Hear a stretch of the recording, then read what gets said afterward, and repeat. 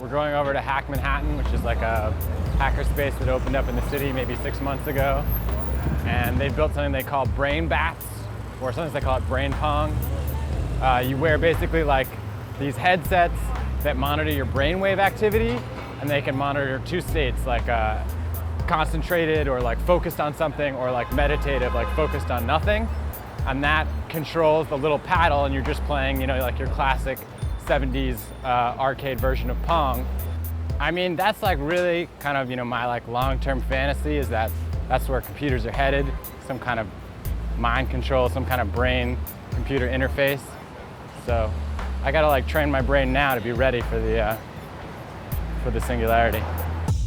Brain bats started off with David Reeves, one of the members of Hack Manhattan, came up with a sketch to do brain pong, and I saw him using it one day, and I thought that was really exciting. I mean, I really love the idea of being able to control things with your brain waves, and I just thought this was like this incredible new interface idea.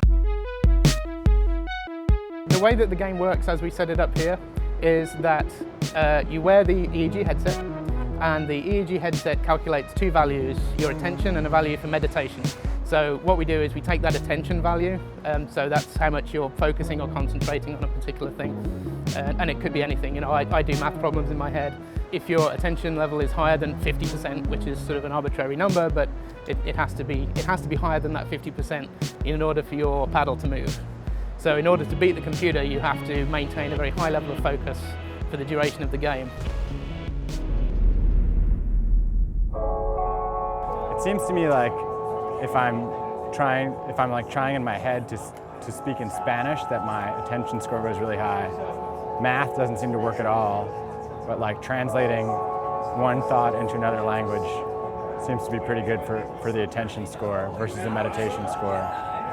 And just like focusing really hard on the computer and like trying to figure out why my brain is working one way versus another. But really I have no idea what's going on. I mean, like the meditation and the attention are just kind of like, they're going back and forth. They're battling. Games are one of the first means of exposure that children have to technology. It's an area where, there's playfulness, there's financing, and so it's an ideal incubator for new technology and interfaces and new ideas about ways to interact with computerized devices. It's not about setting out to do the greatest X or the greatest Y that the world has ever seen. It's about doing the greatest whatever happens to spontaneously occur, because innovation can't be predicted, and we aim to innovate.